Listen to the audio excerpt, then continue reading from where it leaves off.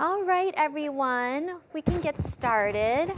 My name is Sarah Stein, and I am the program manager for VentureCat. So together with the Donald Pritzker Entrepreneurial Law Center, which is downtown, the Farley Center for Entrepreneurship, which is over in the engineering school, the Entrepreneurship at Kellogg program, and the Garage, I work together with all those units to organize and host VentureCat each year. And as I imagine you all know already, but VentureCat is Northwestern's annual cross-university student startup competition that takes place each May.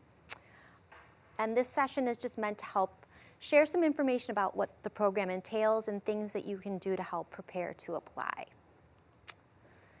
So the first thing I like to touch on when talking with students about VentureCat is that we typically see a range of development stages represented at the point of application. We see teams in the earlier stages of testing and validating key assumptions about their businesses, all the way to teams that have launched a product or service and may be generating revenue. And we welcome teams across that spectrum to apply, but all teams do need to be beyond the initial idea stage. So you need to be able to, on your application, demonstrate that you have validated the problem that you're trying to solve and that there's demand and interest in your proposed solution, and that there's a commitment to working on the venture beyond just this competition. One great and important way to validate or assess whether you're ready to apply is to review the evaluation criteria. This evaluation criteria is used both at the point of application and by the judges on the day of competition. The full criteria is on the VentureCat website, but they all roll up into one of these 4 areas. And again, this is just a great way to understand, am I ready to apply to VentureCat? And it can also highlight areas that you may want to work on between now and when the application opens later in the spring. All right, the semifinals are organized by these 5 tracks. We typically see the most applications submitted to the consumer products and services track and the business products and services track. So if you have a B2B or B2C company, but you would also fall into energy and sustainability or life sciences and medical innovations or social impact, we would recommend that you apply to one of those other 3 tracks. If you have questions about which track is most appropriate to apply to, we have guidance on the website in the FAQ section, and you're also welcome to reach out to me at venturecat@northwestern.edu, and I'm happy to share my 2 cents about which one I think is most appropriate. All right. Another really great way to learn more about the competition and the types of teams that are selected to compete is to watch previous public showcases. We have several years of past recordings up on the VentureCat YouTube channel, as well as semifinalist pitches from when the competition was held virtually during the pandemic years. So that's a great resource as well. All right. So this next section that I'm about to get into is going to probably cover a lot of, answer a lot of questions that you have, but does anybody have questions about what I've talked about so far? Okay. All right. So the 2026 timeline is going to begin with the application opening on Monday, March 30th, which is the Monday I believe you all get back from spring break, and will be open through to Thursday, April 9th. We'll notify the 25 selected semifinalists on April 23rd. Then there will be roughly 4 weeks of the pitch prep program where the selected semifinalists will receive access to pitch coaches to help refine and improve their pitches. Then the day of competition will be Wednesday, May 27th. It is a full day of activities. It starts in the morning with the semifinals taking place. Then in the afternoon, it's the closed finals, and then in the evening, it's the public showcase. So if this is something that you're really considering on applying to and thinking that you have a good chance at making it into, I would highly recommend blocking this off on your calendar now, just so that you avoid having any conflicts come up. In terms of the application, there are a series of questions that connect back to what's on the evaluation criteria. We ask you to provide a link to an elevator pitch video that's 60 seconds long. It does not need to be fancy. In fact, we don't want it to be fancy. We just want you talking to the camera about your business. We also ask you to upload a 10-slide pitch deck, a maximum of 10 slides, but it can include 2 to 3 appendix slides. All right, prize money. This year, the finals prizes will be $100,000 for the grand prize, $50,000 for second place, and $25,000 for third place, as well as a $5,000 audience favorite award. For the prizes where teams win more than $25,000, we do not issue the full prize amount up front. You actually need to set up milestones that then you work towards meeting, and then we tranche out the payments that way. So that's something that we do like to mention up front. And we also like to share that the money is considered taxable income. So that's something to keep in mind. Eligibility requirements and restrictions. These are just kind of the highlights. The full official rules and requirements are on the website, and I definitely encourage you to read them all before you apply, just so you're walking into the process with your eyes wide open. But the first most important is that all teams must include at least one degree-seeking, currently enrolled Northwestern student who is a founder or co-founder and who also has substantial equity in the business. We don't have a hard and fast rule about what substantial equity is. It can vary so much from business to business depending on how many co-founders there are and so forth. But basically, we may ask to review your founder's agreement, and it's to ensure that the team is actually a Northwestern founder that has stake in the direction and long-term progress of the business. One rule change that is new this year is that we are only going to allow Northwestern students to participate in pitching during the semifinals and finals and participate in the Q&A. Historically, we've allowed non-Northwestern students to participate in the Q&A, and we will no longer be allowing that moving forward. Additionally, on the application, we will require all applicants to attest that they have or will have a signed agreement that outlines the equity ownership of the company by the date of the competition. And we may ask to see a draft of that prior to the competition date. All right. In terms of business entity requirements, if a company is awarded any prize money through VentureCat, they will need to provide us with a W-9 that has an employer identification number on it that's been issued to the company by the IRS, and that needs to be given to us by July 1st of 2026. And the reason for this is that all VentureCat prize payments are issued to the company and not to individuals. And additionally, we are not able to issue prize payments to foreign entities. Also, you'll need a business bank account. So that's something to think about. If you don't have a business bank account set up, you might want to think about looking into that process.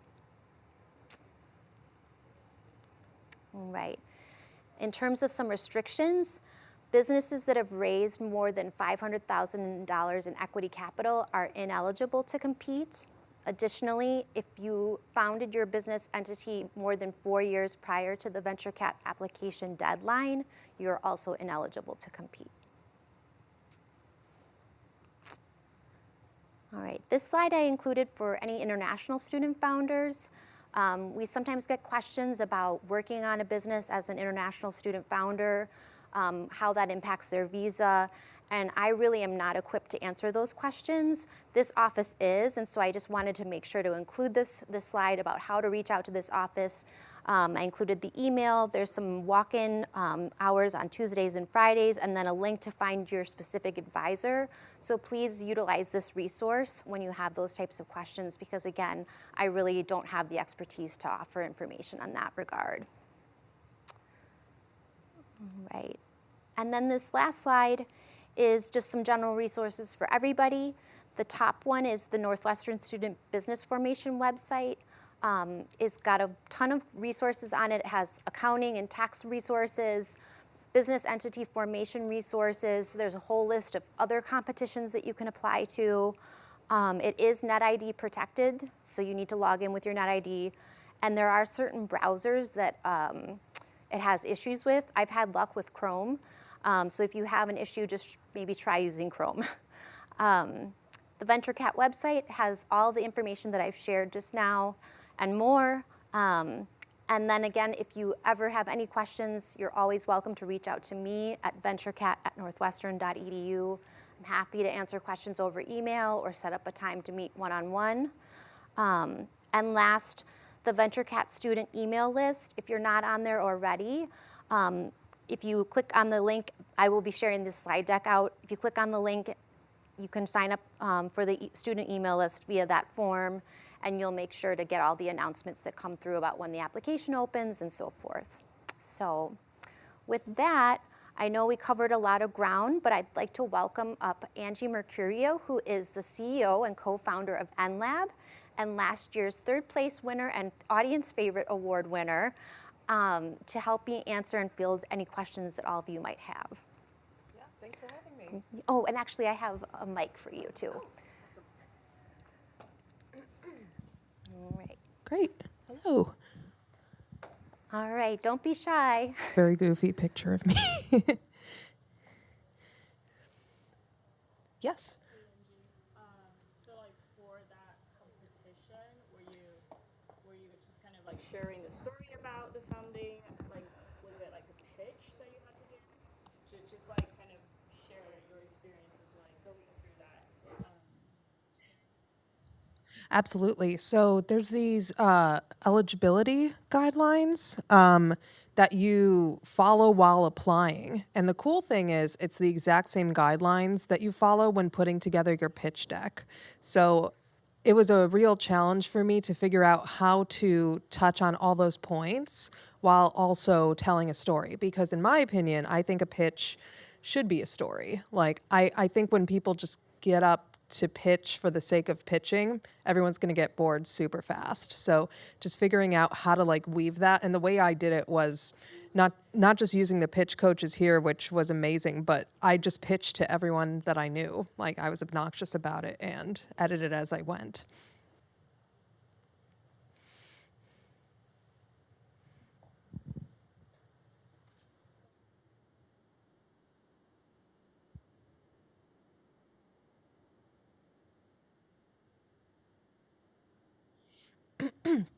Absolutely. So the long and the short of it is I'm a robotics engineer, but it wasn't easy for me to become one because everything you need to learn robotics is very expensive and scattered all over the place and very unintuitive. So we decided to make it easy and put everything you need to learn robotics into a box about that big, including the world's smallest electronics lab. So yeah, since VentureCat, with that funding, we've been able to hire an interim CMO and a developer and a bunch of team members, mainly for our video creation on YouTube. What we're doing right now is improving our organic reach through our YouTube channel. And to do that, you kind of need experts on your team because there's a whole SEO algorithm that needs to be figured out. So we've been able to hire freelancers and contractors. And the reason that reach and marketing is so important to us right now is because we're launching our Kickstarter in January.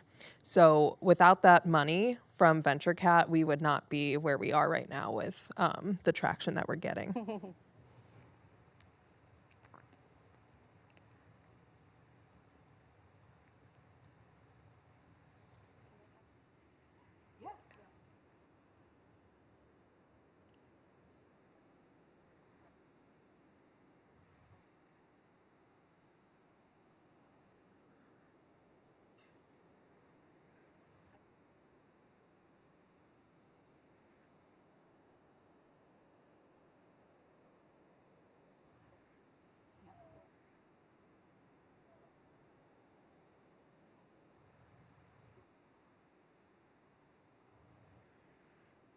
There's this. Oh, oh no. Oh well. Can y'all hear me? There's this nifty place called the Garage, where you can meet all students of different majors who want to do exactly that, which is help each other out on a startup. No, it's okay. Are you sure? Yeah, Okay. yeah, I don't know. If you guys can't hear me, let me know. But no, that was a joke. But yeah, I mean, something else you can do if you have an idea and you want to find student founders. Something that I learned over Jumpstart, which is the accelerator here at the garage, is like if you put up flyers around campus just saying, hey, like I'm doing this, scan this QR code to contact me if you're interested, and have like a clear call to action, you'd be surprised how many fellow students are interested in that. Yeah, and I can't help but feel, I feel the same way as you, where I feel at times disconnected from the other departments. So yeah, I found like that, or sending out blasts on Slack in the garage, have been extremely helpful. But I'll just add to that really quick. Another thing you can do is kind of take a top-down approach and go to the professors at the departments. Like, who's your top student? Like, because we've hired people that way as well, like through the media school and stuff like that, and yeah, they turned out great. Yes.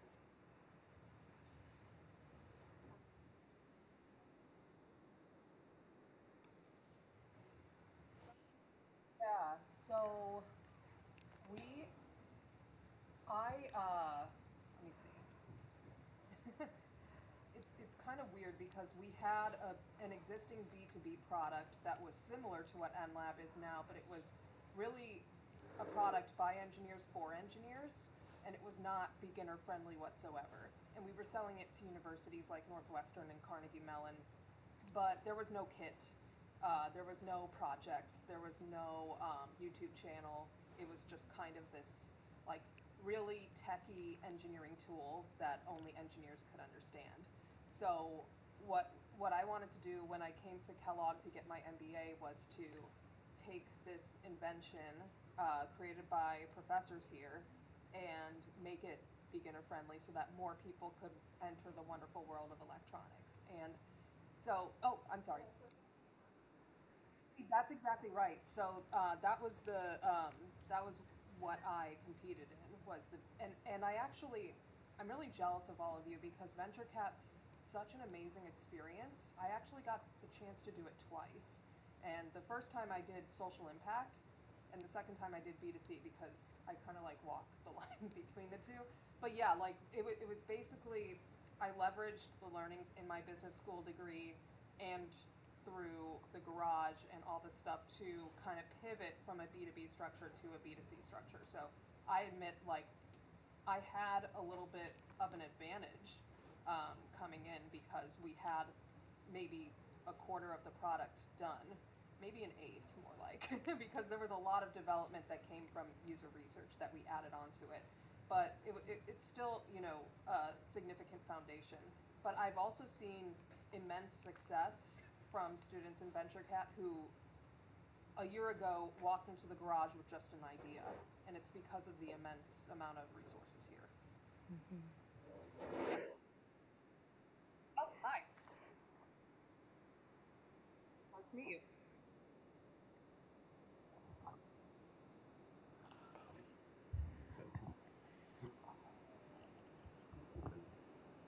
That was Jumpstart.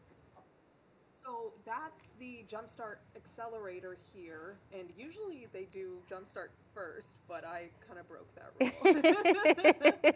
Yeah. So Jumpstart, the garage selects 10 lucky teams to work on their startup over the summer. You get funding, you get mentors. Sorry, I'm No, going please, off no, on- it's all on good. a tangent. All part of the And ecosystem. then at the end of Jumpstart is demo day, where you don't, the money pool isn't as big as VentureCat, but you get to pitch. And most people do Jumpstart the summer before, and then they compete in VentureCat after. But you don't have to do that. No. I mean, winners have just, you know, done it all on their own. Yeah, yeah, yeah. You can do a jumpstart, but yeah, some people have gone straight to VentureCat too. Exactly. Yeah. Yeah.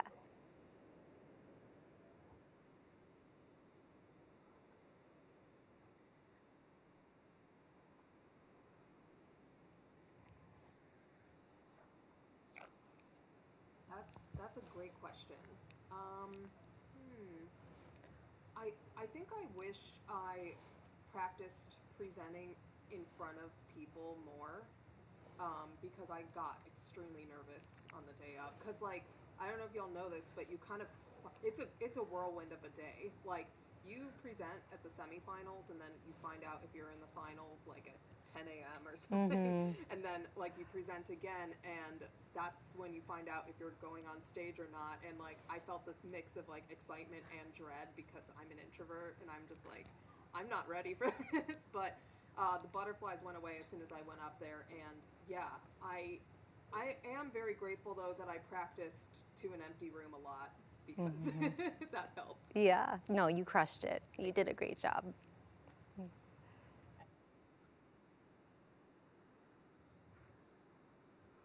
Oh man, that was so long ago. Nick, do you remember? Do you remember what the judges asked us in the Q&A? Some of the things were like we showed numbers on the screen and they were like, where did those numbers come from? Yeah. And, like simple that because you go through your slides so quickly that there's not time to delve into every little thing. So you kind of see specific questions in your presentation to hope that like I'm super prepared to talk about this thing. Let's make sure I ask about that and not ask about something I'm not super confident in. So I think we had questions about like how many users are there going to be, who's your primary user group, that stuff. That's exactly right. And I do remember one of them, which was like, you're successful in B2B, like you're selling to universities, like why are you pivoting into B2C? So I was like super ready for that question. And the other thing I did was I got, in anticipation of VentureCat, I got in front of VCs and I was just like, drill me, like just ask me like the hardest, worst questions ever. And it was really scary, but it kind of got me ready for like how their brains were gonna work. Yes. Have you since raised any VC round or are you planning to raise it? We're probably going to be looking for investment soon, but we haven't had to because of winning venture.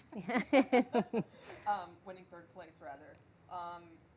Yeah, I think that gave us a lot more runway than we expected, and hopefully the Kickstarter gives us even more. So we're just like pushing it back as far as possible. Like we're trying to bootstrap this and keep as much equity as possible.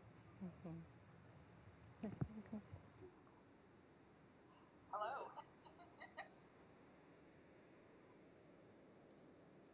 Oh my gosh, yeah.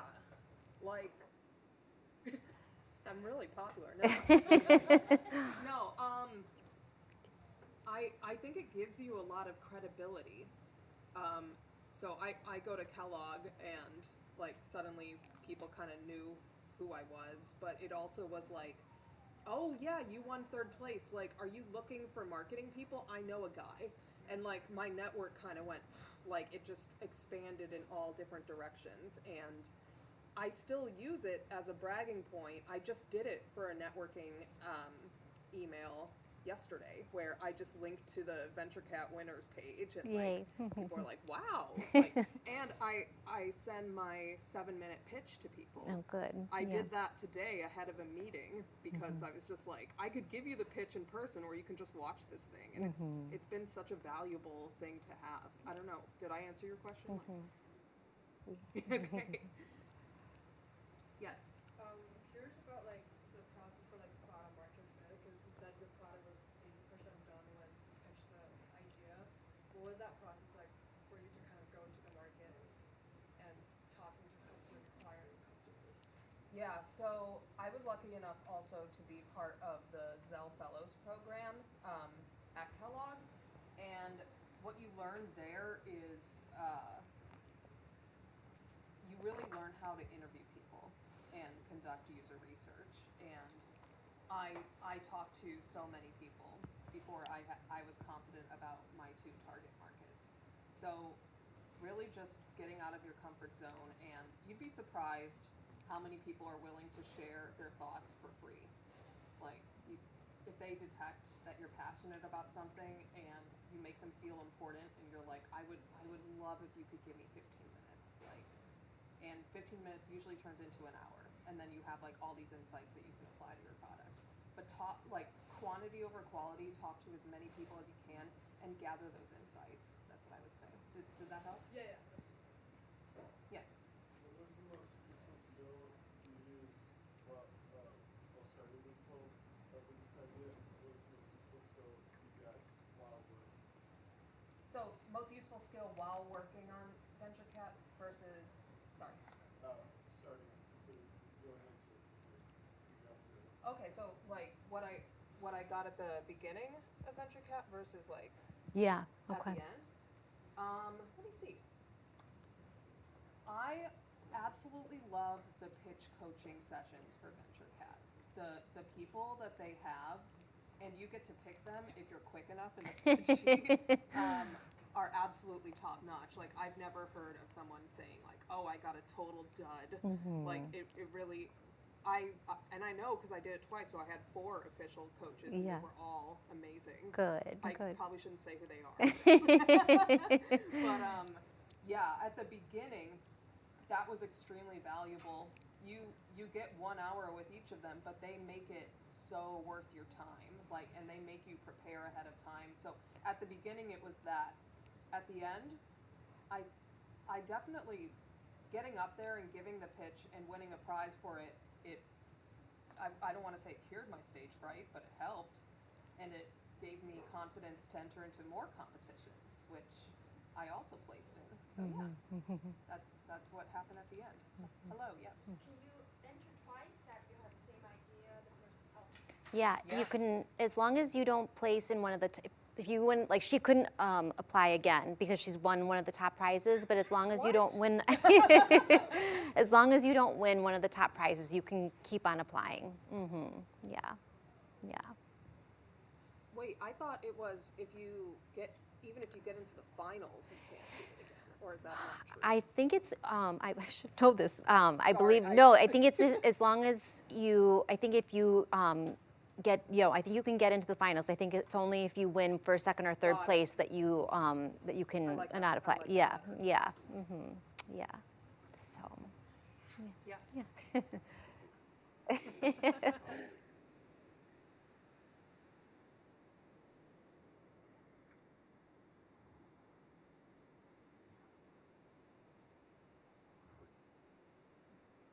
Oh, it's the same exact 7 minutes, and that is a hard 7 minutes. Like they will cut you off mid-sentence, and it'll be super awkward. yeah. You do get more Q&A time. Each the That's finals right. round, you get up to 20 minutes of Q&A.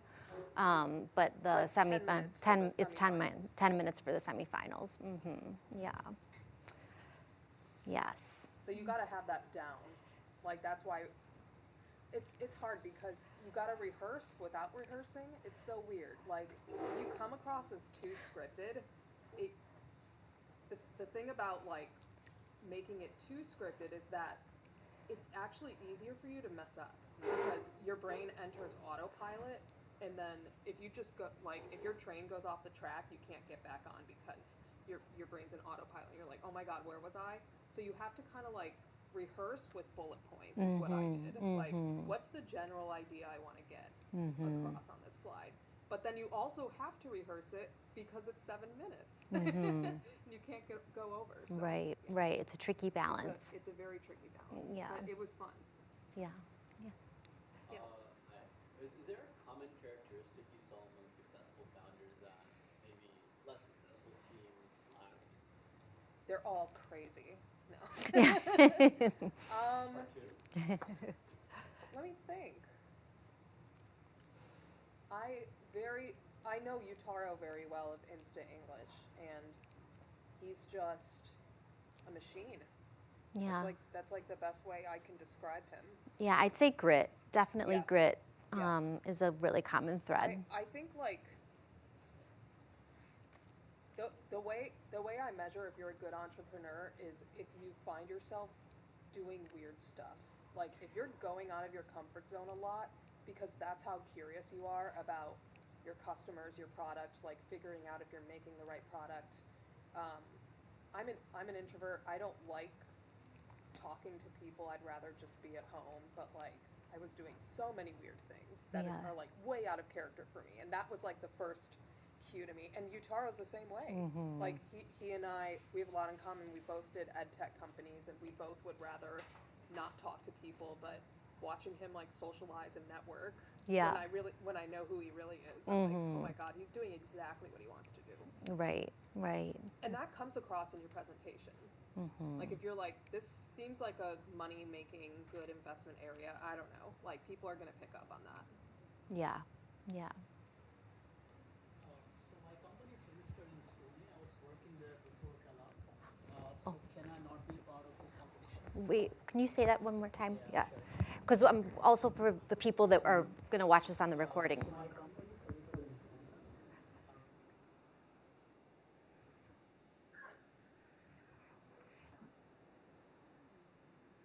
in So you can participate. The thing is, if you were to win a prize, you'd have to establish a company in the United States in order to get the prize money. So that's the tricky thing. So basically, you can, as an international founder, you can participate. It's just in terms of getting the prize money, you'd need to be able to establish a business in the United States in order to access the funds. Yeah, yeah,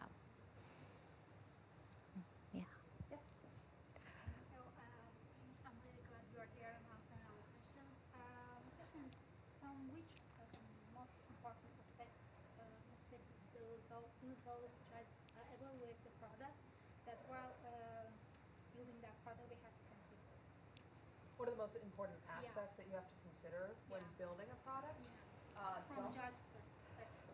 Oh, from the judge's perspective, you know, haven't people gotten to the finals in VentureCat without a prototype?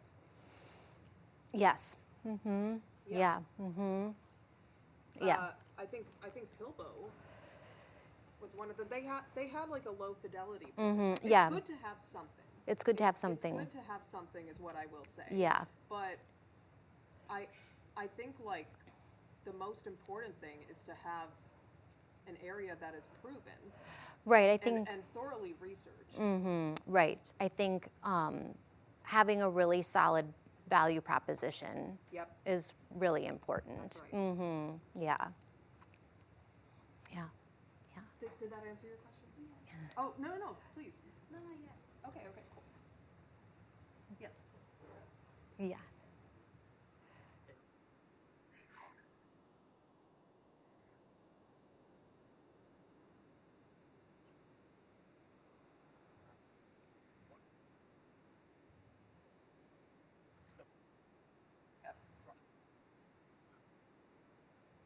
Ads. You don't have to spend very much to prove product market fit. As long as, you know, with ads, don't spend a whole lot, but keep iterating. As in, like, once you find ad messaging that is working, that means you're getting close to that PMF. So, like, it's like, okay, let me run another ad test. Like, do you know A/B testing? Like, okay, so A/B testing is like when you run one ad that says one thing and one ad says another. So over here I would have like the world's smallest electronics lab, which no one gave a shit about. And over here it was like rebuild your career. And it was like, oh my God. Like, so that's how I found my messaging. And you're able to give them numbers. And I gave the judges these numbers, which was like click-through rate, how many people see the ad and click through. How many people then, you gotta get a landing page and have people sign up for additional information, place a $1 reservation for when it launches. Like, that's really the best way to gauge product market fit. I would say even like, some people say this is bad. I disagree. I actually kind of think it's bad. So it's like, you have a fake shopping cart. And people like drop in the item, like your product that doesn't exist yet, and they put in their credit card number, and then you give them an error. But like you're able to take data on that, and you're like, oh my God, not only now do I have product market fit, I know how much they're willing to pay for it.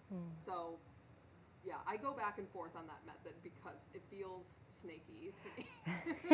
But people have had a lot of success with it. Mm-hmm. Yes. Oh, sorry, go ahead. Yeah. Addition. No, go ahead.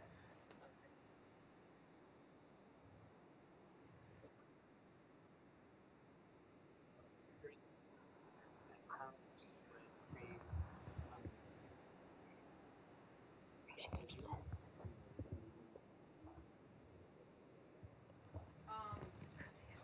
So the question was about like back.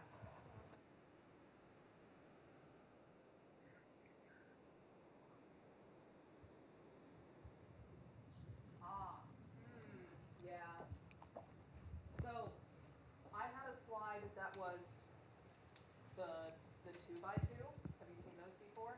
That's like Arduino and Raspberry Pi over here, and like Khan Academy over here, and that's investors like foam at the mouth at that because it's like immediately easy for them to see where you excel and the competition is weak. Other people do like the grid with like check boxes and stuff like that. Like I say, do the 2x2.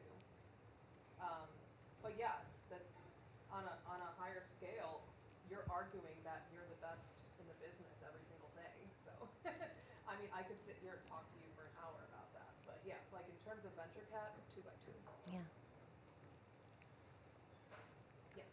Do you have to present IP strategy? IP strategy? IP is always helpful. I know that in the VentureCat application, they say stuff like, hey, what's your traction so far? For example, have you secured a trademark application? And trademarks are not expensive to get, and they're not very hard to get. So I went ahead and got one. And it may have given me an edge, I don't know. But I would say, like, find the most cost-effective things that give you an edge, like a trademark, or not a patent, because those are expensive. But you could also pay a law firm $2,000 to run a check and see if there's something out there that's already patented that is your invention. Or you could really be an entrepreneur and do it yourself. Like, there is a way to access the database and do it yourself. So you could say to them, we're not patented yet, but we did do a comprehensive search, and there's nothing like this out there in the market. I was just gonna follow on the marketing stuff.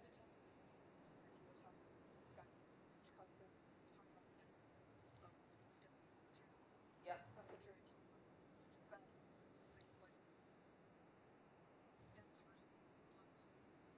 So ads are changing right now.